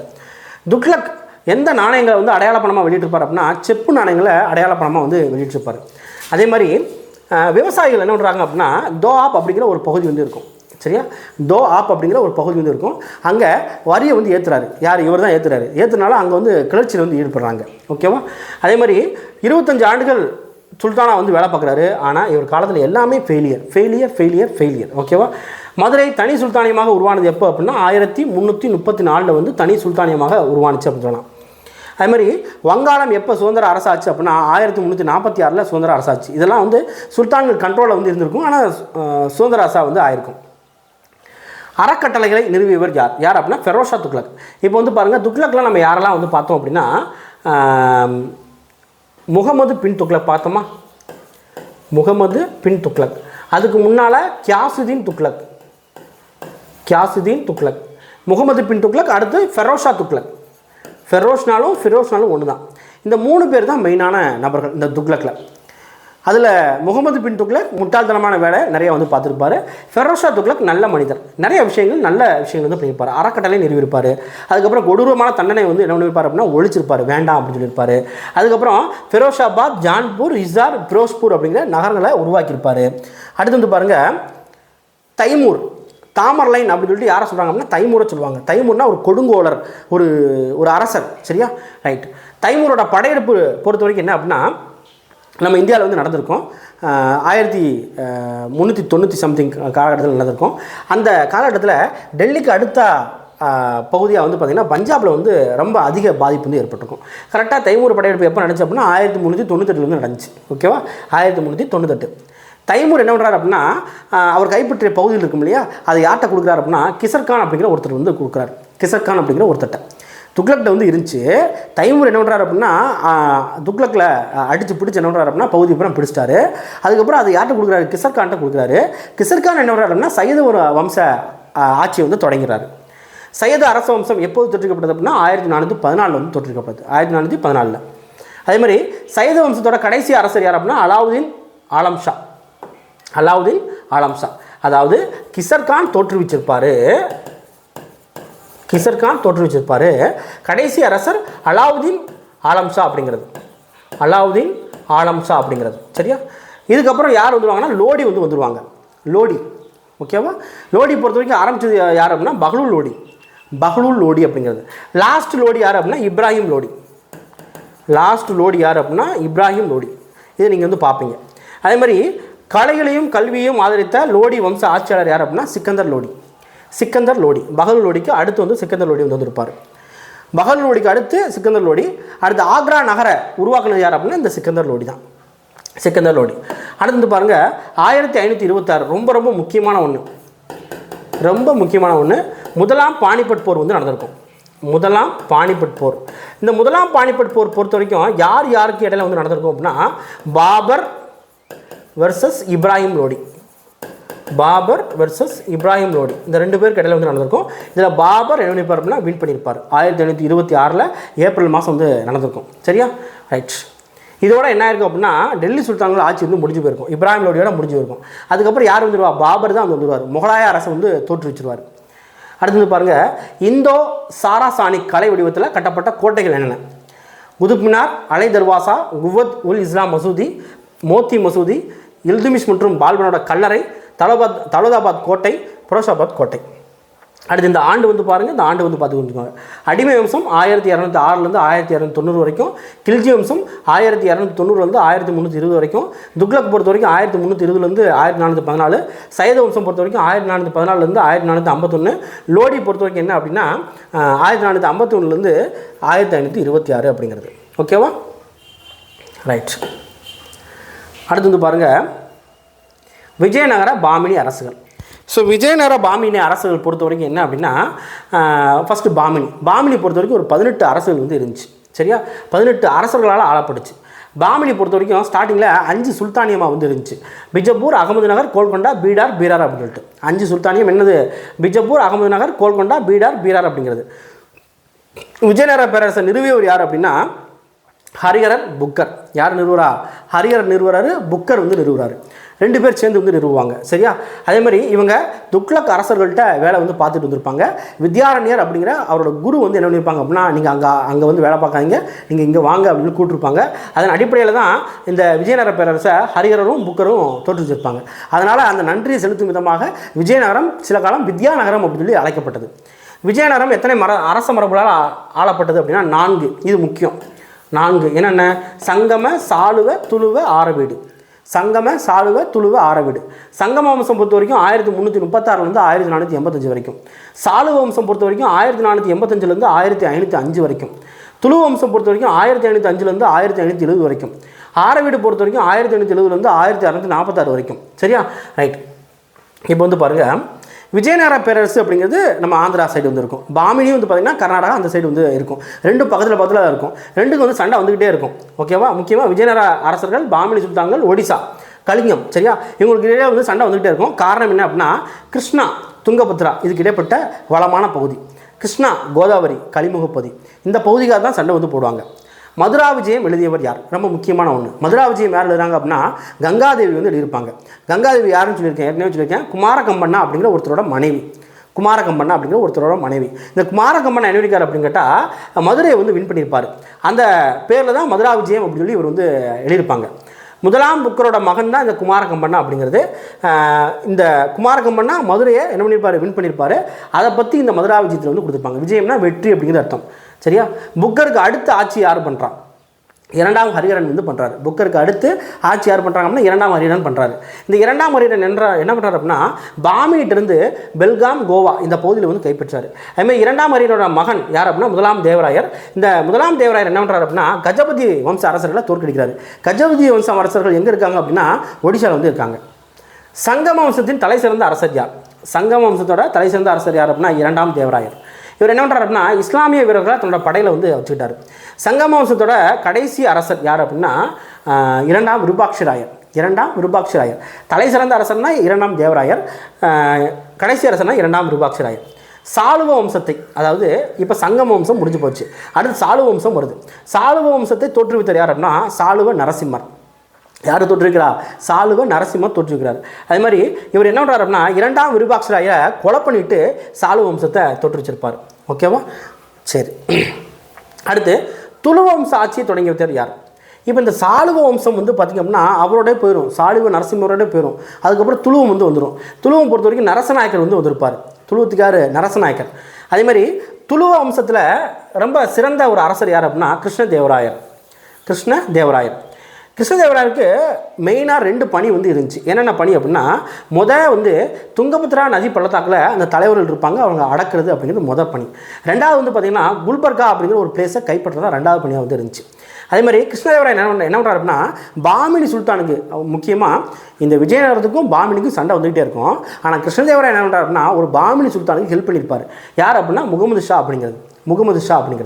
அதுமாதிரி ஒடிசாவை சேர்ந்த கஜபதி வம்ச அரசர் யார் அப்படின்னா பிரதாபருத்ரன் அப்படின்னு சொல்லி வருவார். இவர் வந்து கிருஷ்ணதேவராயருக்கு தன்னோட மகளை திருமணம் செஞ்சு தருவதா சொல்லியிருக்காரு. பிரதாபருத்ரன் கிருஷ்ணதேவராயருக்கு தன்னோட மகளை திருமணம் செஞ்சு தருவதா சொல்லியிருக்காரு. அதே மாதிரி இந்த கிருஷ்ணதேவராயர் இருக்கார் இல்லையா, யார்கிட்ட ஹெல்ப் வந்து கேட்டிருப்பார் அப்படின்னா போர்ச்சுகீசர்கள். இது நல்லா நோட் பண்ணிக்கோங்க. போர்ச்சுகீசர்கள் கிருஷ்ணதேவராயருக்கு ஃபேவராக வந்து நடந்துக்கிடுவாங்க. ஓகேவா? அப்போ போர்ச்சுகீசியரோட பீரங்கி படையை வந்து வச்சுக்கிட்டு கோல்கொண்டா சுல்தானை இவர் வந்து வின் பண்ணியிருப்பார். சரியா? பிஜப்பூர் சுல்தான் வந்து ரைச்சூர் அப்படிங்கிற ஒரு பகுதியை வந்து கைப்பற்றியிருப்பார். அதே மாதிரி கிருஷ்ணதேவராயர் இவரோட தலைநகர் ஹம்பி. ஓகேவா? கிருஷ்ணதேவரோட தலைநகர் ஹம்பி. ஹம்பியில் வந்து இது முக்கியமான ஒன்று, ஒரு 3 கோவில் வந்து கட்டியிருப்பார். கிருஷ்ணசாமி கோவில், அசார ராமசாமி கோவில், விட்டலசாமி கோவில். கிருஷ்ணசாமி கோவில், அசார ராமசாமி கோவில், விட்டலசாமி கோவில் அப்படிங்கிறது. அதே மாதிரி கிருஷ்ணதேவராயர் உருவாக்கிய கோபுரம் என்ன சொல்லுவாங்க அப்படின்னா ராயகோபுரம் அப்படின்னு சொல்லுவாங்க. ராயகோபுரம் அப்படின்னு சொல்லுவாங்க. உயரமான கோபுரங்கள் ராயகோபுரங்கள் அப்படின்னு சொல்லுவாங்க. அதே மாதிரி இவரோட அவையில் வந்து பார்த்திங்கன்னா அஷ்ட திக்கஜங்கள் அப்படிங்கிற ஒரு குழு வந்து வச்சுருப்பார், ஒரு டீம் வந்து வச்சுருக்காரு. அஷ்ட திக்கஜங்கள் அப்படிங்கிறது. இதில் மகத்தானவர் யார் அப்படின்னா அல்லசானி பெத்தண்ணா அப்படிங்கிறது. ஓகேவா? தெலுங்கு பேர், அதனால தான் அப்படி வந்து வருது. கிருஷ்ணதேவராயருக்கு அடுத்து ஆட்சி பண்ணவர் யார் அப்படின்னா அச்சுதராயர் ஆட்சி பண்ணியிருப்பார். அச்சுதராயருக்கு அடுத்து முதலாம் வேங்கடர் வந்து ஆட்சி பண்ணியிருப்பார். இந்த சதாசிவராயர் அப்படிங்கிற ஒருத்தர் வந்து வருவார். இவங்களுக்கு அடுத்து சதாசிவராயர் வருவார். சதாசிவராயர் குட்டியாக வந்து இருந்திருப்பார். அப்போ அவருக்கு வந்து பகர ஆளுநராக யார் இருந்திருப்பாங்கன்னா ராமராயர் இருந்திருப்பார். அடுத்து வந்து பாருங்கள் தலைக்கோட்டை போர் வந்து பார்த்திங்கன்னா ரொம்ப மெயினான ஒன்று, ரொம்ப முக்கியமான ஒன்று.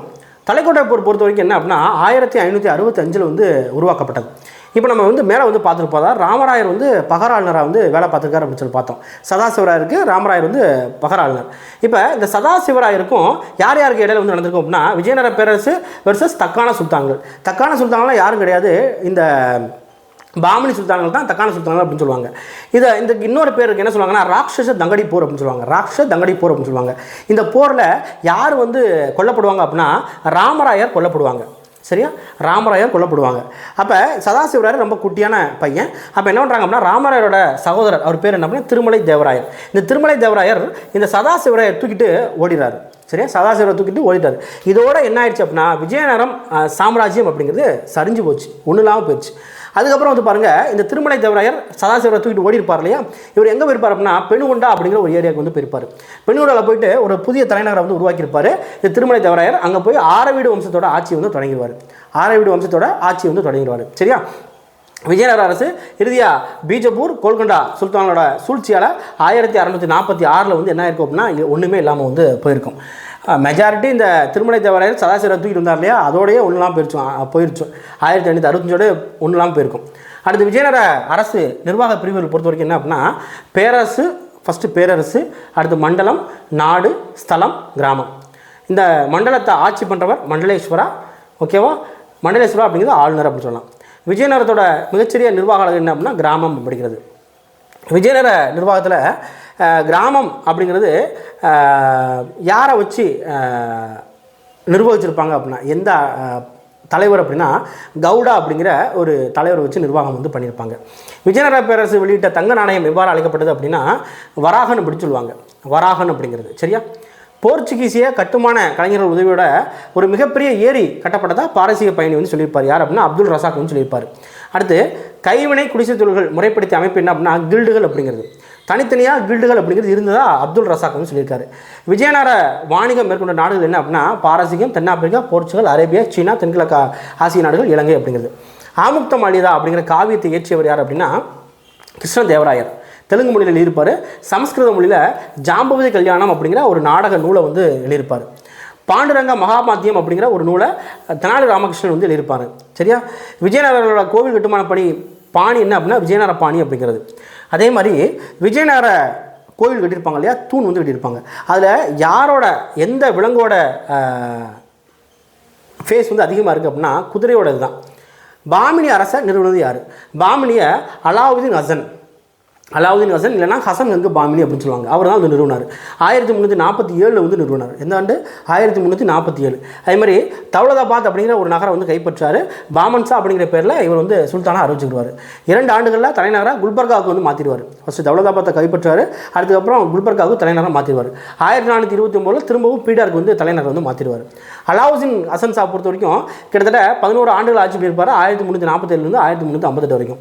அலாவுதீன் பாமன் ஷா அரசை எத்தனை மாகாணங்களாக பிரிச்சிருப்பார் அப்படின்னா 4 மாகாணங்களாக பிரிச்சிருப்பார். அதுக்கு பேர் வைக்கிறாரு தராப் அப்படின்னு சொல்கிறாங்க. அதேமாதிரி பாமன் ஷாவுக்கு அடுத்து பதவியேற்றவர் யார் அப்படின்னா முதலாம் முகமது ஷா வந்து பதவியேற்றிருப்பார். இந்த முதலாம் முகமது ஷா பொறுத்த வரைக்கும் கோல்கொண்டா கோட்டை, பச்சை கலந்த நீல வண்ண கற்களால் செய்யப்பட்ட சிம்மாசனம் வந்து கிடச்சிருக்கும் வாரங்கல் அரசரோட சண்டை போட்டதுனால. சரியா? முதலாம் முகமது ஷா 2 மசூதியை வந்து கட்டியிருக்காரு. ஒன்று வந்து பார்த்திங்க அப்படின்னா குல்பர்கா, அதாவது 2 மசூதியை குல்பர்காவில் வந்து கட்டியிருப்பார். குல்பர்கா அப்படிங்கிற ஏரியாவில் வந்து கட்டியிருப்பார். 1367 கண்டுபிடிக்கப்பட்ட முதல் மசூதி என்ன சொல்லுவாங்க அப்படின்னா மகா மசூதி அப்படின்னு சொல்லுவாங்க. 216க்கு 16 அடி அப்படிங்கிற அளவில் இது வந்து கட்டியிருப்பாங்க. அதே மாதிரி முதலாம் முகமது ஷாவுக்கு அடுத்து யார் வரா அப்படின்னா முஜாஹித் வந்து வராரு. முதலாம் முகமது ஷாவோட பையன் தான் இவர். ஓகேவா? 3ஆம் முகமது ஆட்சி காலம் என்ன? இவங்களுக்கு அப்புறம் 3ஆம் முகமது வராங்க 1463 1482 வரைக்கும். 3ஆம் முகமதோட பிரதம அமைச்சர் யார்? இவர் மெயினான ஒன்று, முகமது கவான் அப்படிங்கிற ஒருத்தர் வந்து வராரு. 3ஆம் முகமதுக்கு பிரதம அமைச்சர் முகமது கவான். இவர் காலத்தில் ஆட்சி ரொம்ப சூப்பராக வந்து பண்ணியிருப்பாங்க. ஆனால் ஒரு சில சூழ்ச்சியால் முகமது கவானை என்ன பண்ணுவாங்க அப்படின்னா கொன்றுவாங்க. இவரே வந்து கொன்றுவார். 3ஆம் முகமதே கொன்றுவார். இவர் பொறுத்த வரைக்கும் பாருங்கள், முகமது கவான் பாரசீக வேதியியல் அறிஞர்களை அழைச்சி வந்து வெடிமருந்து தயாரிக்கிறதுல பயிற்சியில் வந்து பண்ணியிருப்பார். அதே மாதிரி முகமது கவான் என்ன பண்ணுறாரு அப்படின்னா பாமினி அரசில் 4 மாகாணங்களை எத்தனை மாகாணங்களை பிரிச்சிருப்பார் அப்படின்னா 8 மாகாணங்களாக பிரிச்சிருப்பார். ஒரு ஆளுநரும் ஒரு கோட்டையை தான் வந்து வச்சுக்கணும் அப்படின்னு சொல்லியிருப்பார். இப்போ இந்த ஆளுநர்களுக்கு யாரை பிடிக்காது அப்படின்னா முகமது கவானுக்கு பிடிக்காது. அதனால் அவங்க சூழ்ச்சி வந்து பண்ணிடுவாங்க. 3ஆம் முகமது இறப்பதுக்கு அப்புறம் முடிசூடியவர் அப்படின்னா சிகாபுதீன் முகமது அப்படிங்கிற ஒருத்தர். லாஸ்ட்டில் 5 சுல்தானியமாக பிரிஞ்சு போகும். பீடார், பிஜப்பூர், அகமது நகர், பீரார், கோல்கொண்டா அப்படின்னு சொல்லி பிரிஞ்சிடும். அடுத்து அலாவுதீன் அசன் ஷா யாருடைய முயற்சியால் முல்தானில் கல்வி விட்டுருப்பார் அப்படின்னா அலாவுதீன் கில்ஜியோட படைத்தலைவில் ஒருத்தரான ஜாபர்கான் அப்படிங்கிற ஒருத்தரால். பாமினி அரசோட 8வது சுல்தான் யார் அப்படின்னா ஃபிரோஸ் அப்படிங்கிறது. பாமினி அரசோட 8வது சுல்தான் ஃபிரோஸ். அதே மாதிரி முகமது கவானோட மதராசா வந்து இருக்குது. 3000 கையெழுத்து பிரதிகள் வந்து இருக்குது. எங்கே அப்படின்னா பீடாரில் வந்து இருக்குது. பீடார் அப்படிங்கிற ஏரியா. அடுத்து வந்து பாருங்கள், விஜயநகரம் இருக்கு இல்லையா, அதாவது கிழக்கு கர்நாடகத்தில் துங்கபத்ரா நதியோட கரையில் உள்ள விஜயநகரம் இருந்த இடம் என்ன சொல்கிறாங்கன்னா கம்பி அப்படின்னு சொல்கிறாங்க. ஓகேவா? யுனெஸ்கோ வந்து இந்த கம்பியை பாரம்பரிய சின்னமாக அறிவிச்சிருக்காங்க. இதை நம்ம ஏற்கனவே வந்து பார்த்துருப்போம். மதுரா விஜயம் பார்த்துருப்போம். ஆமுக்த மாலியா பார்த்தோம். இதுவும் பார்த்தோம். சரியா? அடுத்து இதை வந்து பார்த்துக்கலாம். பச்சை கலந்த நீலவண்ண கல்லானது விலை உயர்ந்த அணிகலன்களில் பயன்படுத்தப்படும் கல்லாகும். பாரசீக அறிஞர்களோட அணிகலன்களால் அலங்கப்பட்ட சிம்மாசனங்களில் இத்தகைய வண்ணக்கல்லான அரியணையும் ஒன்றாகும் என யார் சொல்லியிருக்காங்கன்னா பிர்தோஷி அவரோட ஷாநாமாதா அப்படிங்கிற ஒரு நூலில் வந்து சொல்லியிருக்காரு. சரியா? அடுத்து இந்த ஆமுக்த மாலிதா யார் எழுதுனது அப்படின்னு கேட்டால் கிருஷ்ணதேவராயர் வந்து எழுதியிருப்பார். சரியா? இந்த ஆமுக்த மாலிதா தெலுங்கு இலக்கியத்தோட தலை சிறந்த ஒரு படைப்பாக வந்து சொல்கிறாங்க. அதில் என்ன சொல்லியிருப்பாங்கன்னா பெரியாழ்வார் இருக்கார். பெரியாழ்வாரோட மகள் வந்து யார் அப்படின்னா கோதை வந்து இருப்பார். சரியா? ஆண்டாள், நம்ம சைடு சொல்லணும்னா ஆண்டாள், கோதை தேவி இருப்பாங்க. அவங்கள பற்றி பேசுகிறது. அதே மாதிரி கடவுள் ரங்கனாருக்கு மாலை வந்து வச்சுருப்பாங்க. அதை இவங்க வந்து அணிவிச்சுட்டு திரும்ப வந்து கடவுளுக்கு வந்து போடுவாங்க. அந்த ஆமுக்த மாலிதா அப்படிங்கிற அந்த பேருக்கு என்ன அர்த்தம் அப்படின்னா தான் அணிந்த பின்னர் கொடுப்பவர் அப்படிங்கிறது பொருள். அதனால தான் சூடி கொடுத்த சுடற்கொடி அப்படின்னு சொல்லிட்டு ஆண்டாளை வந்து சொல்லுவாங்க. சுடி கொடுத்த சுடற்கொடி அப்படின்னு சொல்லிட்டு. அடுத்து கோல்கொண்டா கோட்டை வந்து இருக்கும். அந்த கோல்கொண்டா கோட்டை எங்கே இருக்குது அப்படின்னா ஹைதராபாத்லேருந்து 11 கிலோமீட்டர் தொலைவில் ஒரு குன்றுக்கு மேலே வந்து 120 மீட்டர் உயரத்தில் வந்து இருக்குது. இங்கே வந்து சவுண்டு தொடர்பான அம்சங்கள் நிறையா வந்து இருக்குது. சரியா? ரைட். அடுத்து பாமினி அரசில் 8 அமைச்சர்கள் வந்து இருந்தாங்க. என்னென்னு சொல்லி பார்க்கலாமா? வக்கீல் உஸ் சுல்தானா, அப்படி இல்லைன்னா பிரதம இல்லைன்னா முதலமைச்சர் அப்படி சொல்லுவாங்க. ஓகேவா? அடுத்து பேஷ்வா, பிரதம மந்திரியோடு இணைந்து செயல்பட்டவர் பேஷ்வா. வசீரி குல், இவங்க யார் அப்படின்னா ஏனைய அமைச்சர்களோட பணியை மேற்பார்வையிடுவாங்க. அமீர் இ ஜும்லா, இவர் வந்து நிதியமைச்சர். நசீர், உதவி நிதியமைச்சர். வசீர் இ அஸ்ராப், வெளியுறவுத்துறை அமைச்சர். கொத்தவால் அப்படின்னா காவல்துறை தலைவர். சரியா? அடுத்து சதார் இ ஜஹான், இவர் வந்து தலைமை நீதிபதி. ஓகே. அடுத்து வந்து முகலாய பேரரசு வந்து வரும். இந்த இதை வந்து பார்த்திங்க அப்படின்னா நம்ம அடுத்த கிளாஸில் வந்து நம்ம வந்து பார்த்துக்கலாம். அதாவது இது 2 பார்ட்டாக வந்து கொடுத்துடலாம். 7th ஹிஸ்ட்ரியை 2 பார்ட்டாக வந்து கொடுத்துடலாம். கண்டிப்பாக வந்து பார்த்திங்கன்னா நீங்கள் வந்து ரீகால் பண்ணுறதுக்கு இது வந்து பெஸ்ட்டாக வந்து இருக்கும். சரியா? அதே மாதிரி புத்தகம் வேணுங்கிறவங்க நீங்கள் என்னோடய நம்பருக்கு வந்து கான்டெக்ட் பண்ணி நீங்கள் வந்து ப்ரைஸ் டீட்டெயில்ஸ் கேட்டுட்டு நீங்கள் வந்து ஆர்டர் வந்து போட்டுக்கோங்க. வரப்போகிற எக்ஸாமுக்கு ப்ளஸ் காம்படிட்டிவ்க்கு இது வந்து யூஸ் ஆகும். சரியா? நன்றி.